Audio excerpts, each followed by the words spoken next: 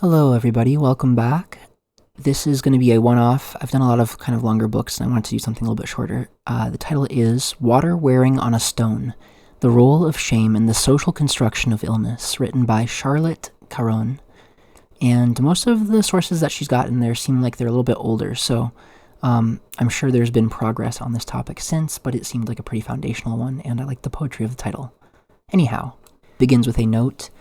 Quote, "The narratives used in this chapter arise from interviews, correspondence, and dialogue with women who live with mental and physical chronic illnesses. These interviews were done as part of a larger project on loss and hope in women's lives. The full project over an 8-year period includes interviews and correspondence with 40 women. Some women asked to have their own names used, others were given pseudonyms by the researcher to provide anonymity. Using the methods of grounded research, women had the opportunity to describe losses in their lives and offer resources for those who seek hope. Several women related stories about living with chronic illness and their dreams of the transformation of society into a place where people with chronic illnesses form part of the welcome tapestry of human existence, rather than being seen as objects to be shamed, pitied, and treated with disrespect." Elizabeth Richards, 1997, relates an experience she had a few years into life with multiple sclerosis. Quote, "It was one of those slow days when moving was difficult and I was using 2 canes. We were going into a store where I had seen a picture that I liked. Just after we entered the store, a man looked at me with one of those looks that is halfway between pity and fear and said, quote, 'What happened to you?' unquote. I was humiliated. I felt like I was damaged goods. I never really remembered just what I said to him. I know that I never went to look at the picture. I just turned around and left the store." Page 54, unquote. Liz describes being shamed.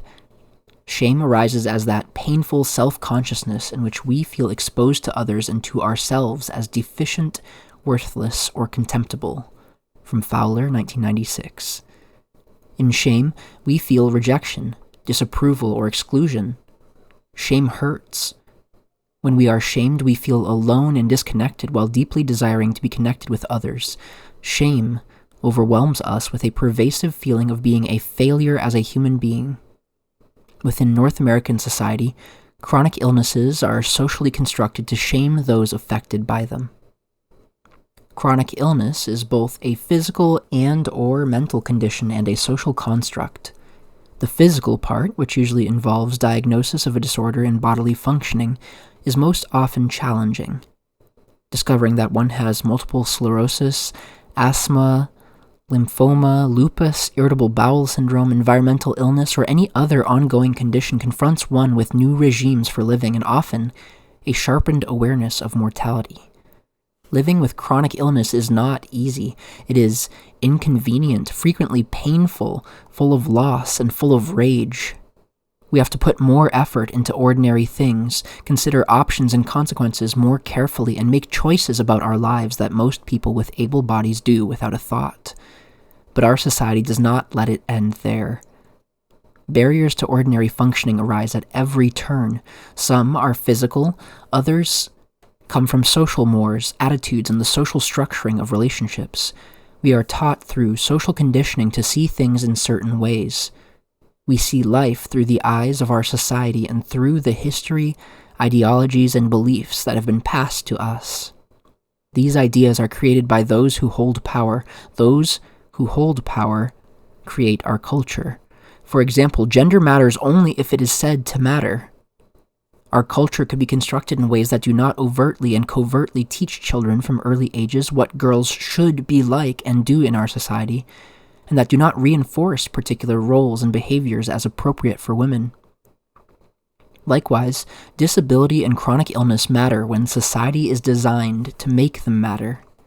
For example, by creating inaccessible buildings and modes of transport, by calling people quote-unquote stupid when they do not hear well or speak clearly, by connecting value to the ability to be productively involved in full-time paid employment. Our views are socially constructed. Currently, in North America, society is constructed in ways that give men, especially white, able-bodied, wealthy men, power and privilege, and that create systemic barriers for women, and specifically, women with chronic illnesses and disabilities. As I write this chapter, I am staying in a high school residence building at a summer writing course. When I arrived at my room, my roommate greeted me with a cheery smile and welcome. She said, quote, "I hope you don't mind that I took the bed closest to the washroom," unquote. "It's fine," I replied, starting to organize my side of the room. She persists, quote, "I don't walk well, I might as well just say it. I'm not drunk, I just stagger a lot. I have MS," unquote. "It's okay. I have spent time with others with MS, so it's familiar to me," I reply. Thoughts of friends who live with MS and the irony of the writing I intend to do this week about chronic illness fill my mind, but I move to the practical.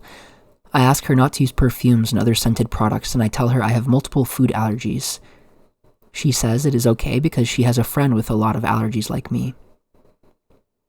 I am relieved that the week with her will not create physical problems for me.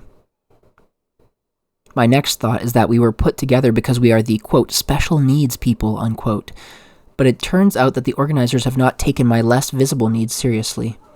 Although I asked that they consult the kitchen about provision of meals I could eat, they had not. Such disregard for physical needs makes traveling risky for me.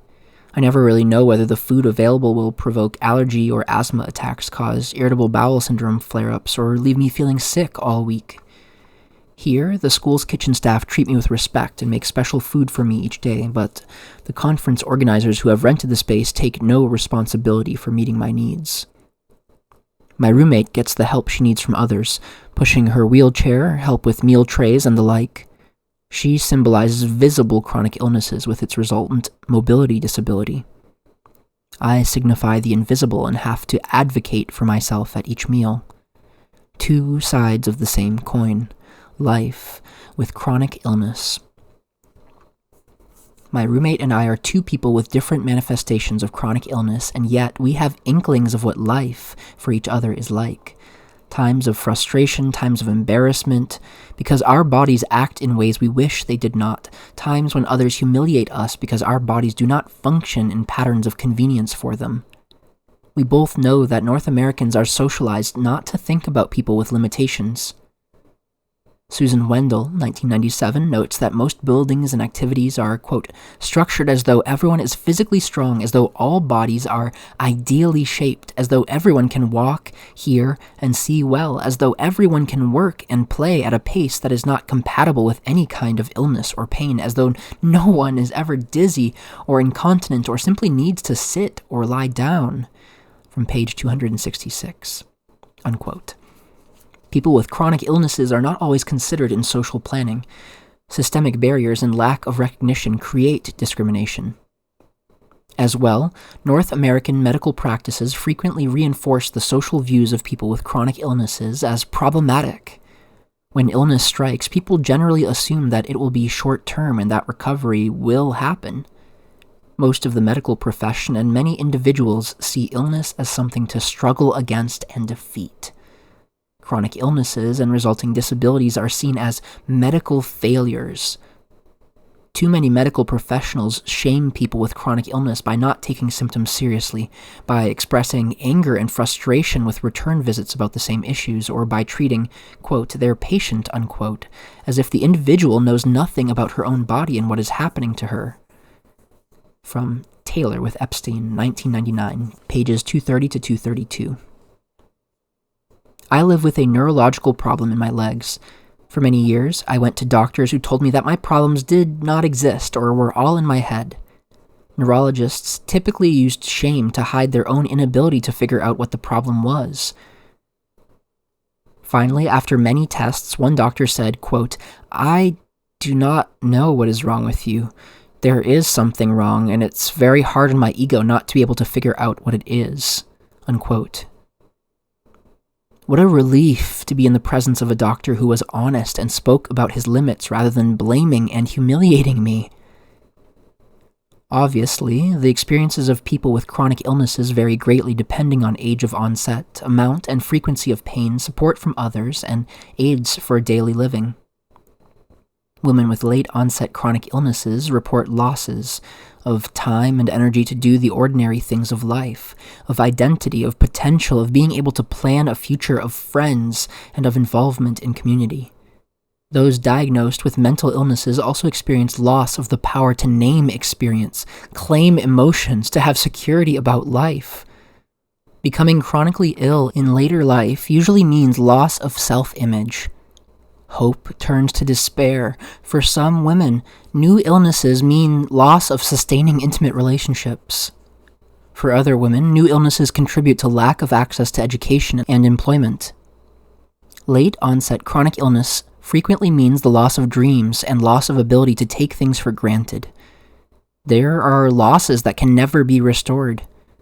Alicia, one of the women I interviewed, was hit by a motor vehicle while walking home from work and lives with a variety of ongoing impairments because of that accident. She describes her life-shifting losses. Quote, "I have to accept that this is me now. It's hard. Very hard. I remember how I was." She breaks into tears. "I feel so ashamed when I don't understand. So ashamed. I have to look at people's mouths to read their lips and understand what they're saying, and it is not polite to do that. Or they talk too fast, and I don't know what they are saying. I go to the doctor's every day. I have to take the special transit, so it comes for me at 9:30. My appointment is done at 11, but the bus does not pick me up until 2 or 2:30, and if there are 5 people that they deliver, it is 5 or 5:30 when I get home. And I am so tired." From a personal interview, 1997, unquote. This woman's painful situation shows the intertwining of chronic health conditions, the loss of capacity for her to feel good about herself, and the shaming imposed on her by a society impatient with those who cannot speak or listen easily. Shaming intends to control and disempower people. It is culturally patterned and plays different roles in different cultures. Shaming may be interpersonal, for example, ridicule, scorn, contempt, harassment, or social and institutional, for example, able-body bias, racism, sexism, heterosexism. From Hartling, Rosen, Walker, and Jordan, 2000. Since shame involves power relationships in most cases, the interstructuring of sexism, racism, classism, heterosexism, able-body bias, and other forms of violence affects who in a society is most likely to do the shaming and who is most likely to be shamed. Much shame begins at home. In North America, quote, "dysfunctional families teach by shaming," unquote. From Bepko and Creston, 1990, page 44. Shame thrives in the conflict, control, anxiety, denial, and secrecy of dysfunctional families where needs are not met and betrayals of trust occur. As girls mature, parents and peers press adolescents towards gender role compliance. In teenage years, the desire to be liked and loved becomes paramount. Adolescent girls live in a media culture brimming with imagery of women worth having, quote, "beautiful," unquote, non-disabled bodies. Teasing, ostracizing, and shaming isolate and silence girls who live with differences such as chronic illnesses can produce. Women who do not adopt the expected female roles to become nurturing caretakers are shamed for not knowing their place. Women with chronic illnesses often have a great deal of difficulty measuring up to the model of the perfect woman. The internalization of society's messages adds to the burden. Moreover, shame can be both a cause and a result of mental illness, leading to devastating results. A mental health worker writes in prose poem style about one of her clients who committed suicide out of her experience of shame. Quote, "Fiona, whose story of life dismissed, discounted, shamed into silence, crazyified, how could you trust in yourself when you were constantly berated, slow wearing away of strength, water wearing on a stone, eating away at fragile shoots of pride and strength that took hold on rocky ground." Unquote. The poem describes how Fiona, not her real name, was rejected in every way as a girl for being too noisy, for not being perfect, how she was forced to be a sexual object and told again and again to shut up. The poem goes on. Pressure to fit a box that didn't fit, being flattened by a steamroller called patriarchy, a steamroller called sexual abuse, a steamroller called medicine, a steamroller called psychiatry. Your leaving was testimony to the reality of your pain, a pain that could not be healed. From a Personal Correspondence, 1997. Unfortunately, most women with chronic mental illnesses have been taught that they are unacceptable and that their problems are their fault. Deborah Connors, 1985, adds, quote, "Objectified as women and as medical, social work, and charity cases, disabled women have been deeply invalidated as human beings. We have been disabled by our society," unquote. Pages 92 and 93. Women have frequently been told that our issues are in our heads, not in our bodies. Dorcas, another interviewee who lives with multiple personalities, says, quote, "I think I gained the multiples to help me stay alive. Without my multiples, I would have gone insane. I was always aware that I had some bizarre behaviors and that I had some things that triggered me, but I did not have any idea where that came from. My power to endure came from a rebellious spark in me," unquote. From a Personal Interview, 1997. Paula Kaplan, 1991, helpfully adds, quote, "There can never be enough therapists to deal with the cyclone of damage being done by patriarchy and the victimization of women. Women do not have unconscious desire for suffering. Their situation causes suffering. It is not women's internal sickness. Why would psychotherapy be used to treat an epidemic? It is a social problem, not an individual problem. We need a social overhaul," unquote. Shaming disconnects women from themselves, from their real feelings, and from others. Shame puts the marginalized in a place of disempowerment and silence and keeps them there. Some women speak about their physical and mental illnesses, but those living in shame often remain wordless. The powerful in society use words to blame and misrepresent the experiences of women with chronic illnesses, especially those with mental illnesses. Those with power often want women with chronic illnesses to remain silent and act nice.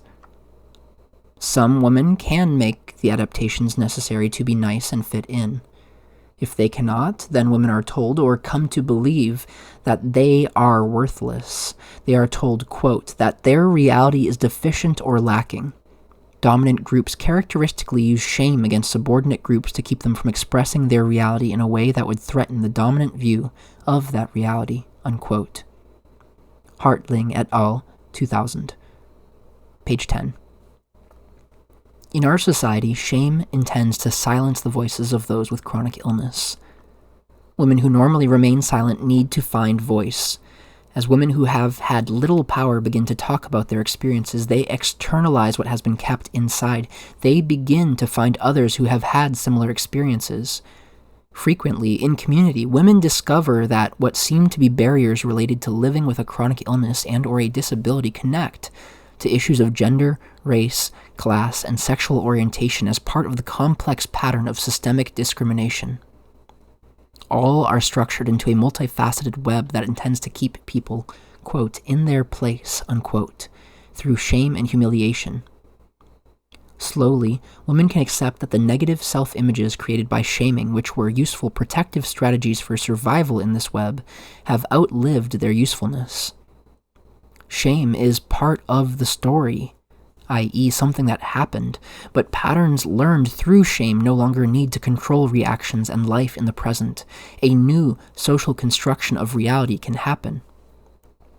Talking about the existence of shame and about our illnesses can normalize them and lessen their power. Yet, our capacity to talk about our lives depends on the day, the social and physical conditions, the power relations, the investment in the situation, its newness, how many risks we are willing to take, and how much energy we can afford to expend on educating or informing others. Drawing attention to ourselves may be more than we care to do on any given day. Because shame cuts at the very heart of one's being, it is a deeply spiritual issue. The core of spirituality claims that each person is of worth, of infinite value in the universe, capable of being loved and of loving.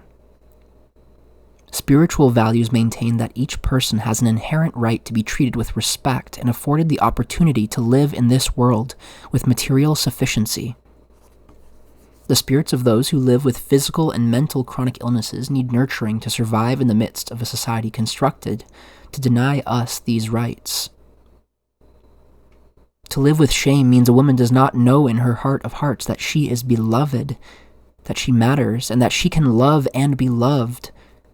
For those who live with the consequences of shame, knowing self-acceptance in one's core presents a great challenge. Hannah struggles, quote, "There is a part of me that I label my, quote, black hole, unquote. It is the place in my belly, a place I am very scared of. For ages, I thought I was the only person who had this, and I thought I had to keep from falling into this black hole. I would do anything to keep from being there in the pit. Talk, and then I don't have to be there. I discovered at an art workshop, at least momentarily, that I could connect the pit with possibilities. It is not an easy place, but now I can go there. It is, or can be, a sanctuary where I am forced to be with myself," unquote. From a personal interview, 1996. For lives and spirits to flourish, we need to be with ourselves and to know ourselves as beloved. Lewis Smids from 1993 offers hope in this way. Quote, "Grace overcomes shame, not by uncovering an overlooked cache of excellence in ourselves, but simply by accepting us, the whole of us, with no regard to our beauty or our ugliness, our virtues or our vices. We are accepted wholesale, accepted with no possibility of being rejected, accepted once and accepted forever, accepted at the ultimate depth of our being." Unquote. Page 108. This knowledge is what Hannah and many other women long for, a primary spiritual resource for many people who live with chronic illnesses, is a sense of community.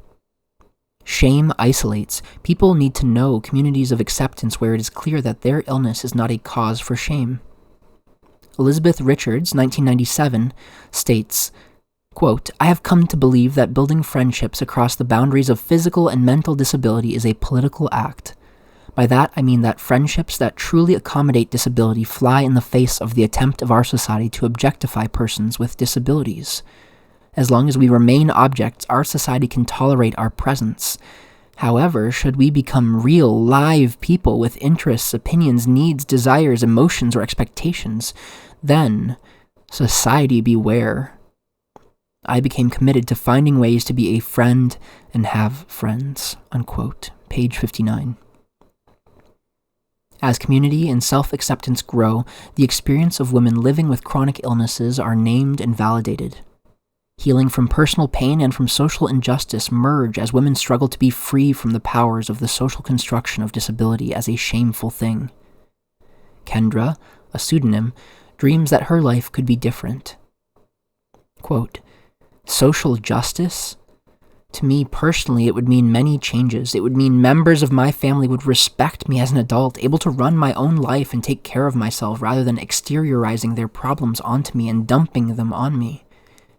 Too many people in my immediate family transfer their problems to me using my illness as an excuse. It would mean that I would receive a bona fide mushy birthday card from at least one member of my immediate family in time for my birthday. It means no more need to escape from reality for anyone through drugs, alcohol, etc. It means mutual supportive interaction in families, friendships, and other relationships." Unquote. From a personal correspondence, 1998. Barb, a woman who lived with a chronic lung condition, takes a broader social view. "My increasing disability means that I always understand the difference between justice and charity in new ways. I get insights that go beyond the disability. Charity too much involves the unmutual interchange that is patronizing and demeaning of the person. Justice means that it does not matter if you like the person, that they are entitled to your respect and are given some access to responsibilities. Much of our attitude toward the disabled has been charity, but I refuse to spend my life being grateful. Equal access does not mean treating everyone the same, but in allowing everyone access to the resources that they need to live." Unquote. From a personal interview, 1990. Those with chronic illnesses deserve justice. As Barb notes, physical access and attitudinal acceptance for people with chronic illnesses and disability is not a matter of benevolence and goodwill, but rather a prerequisite for social justice. Chronic illness is socially constructed. Our realities do not need to be medicalized or stigmatized. We simply need access and need our particular needs to be met. Our chronic illnesses need to be seen as ordinary parts of life, freely discussed and honestly recognized in community. We need to be seen as part of the norm, not as afterthoughts or people who need special concern, nor as medical problems who should either get better or die, but as ordinary people with gifts and wisdom to share in the communities of which we are a part. Temporarily able-bodied communities have much to learn from those of us who live with chronic illnesses. We gain insights from the diversity of our bodily and mental experiences when we are in communities that allow us to speak the truth about our lives, that enable us to participate fully and freely, and that let us know we are accepted unconditionally. Compassion and solidarity are essential. Pity is not helpful. The face of my friend Shirley dwells in my mind's eye as I write. She died several years ago of a stroke, the result of kidney failure and diabetes. Her life was full of pain, fear, and despair. She would get angry with people who said to her, quote, "Oh, I don't know how you do it. I just don't know how you keep on going," unquote. Her response became, quote, "What choice do I have? Life goes on. The sun rises, the sun sets, and I'm still alive," unquote. It was not glorious and heroic, but the sun rose and the sun set, and there were few choices. The sun rises again and again without grace for many people with chronic illnesses. When transcendence comes, it is a gift, but if we expect to know hope, goodness, or holiness in suffering in some special way, we may be greatly disappointed. Transcendence, hope, and spiritual presence are not unique gifts given to those who suffer. They may come, but more often, the sun rises, the sun sets. We are invited to face pain, fear, rage, shame, despair, and sometimes death, and to live with as much courage and love as we can muster. In a world that focuses on power, prestige, and acquisition of goods, learning how to live with loss, with chronic illness, and with the results of shaming are needed for healthy and inclusive communities, and so we work and long for transformation toward a new politic with sharing of power, the equitable distribution of resources, and life without shaming for all. This has been Water Wearing on a Stone, The Role of Shame in the Social Construction of Chronic Illnesses, written by Charlotte Caron, and read by Naomi Kirst-Schultz. Thanks for reading along with me.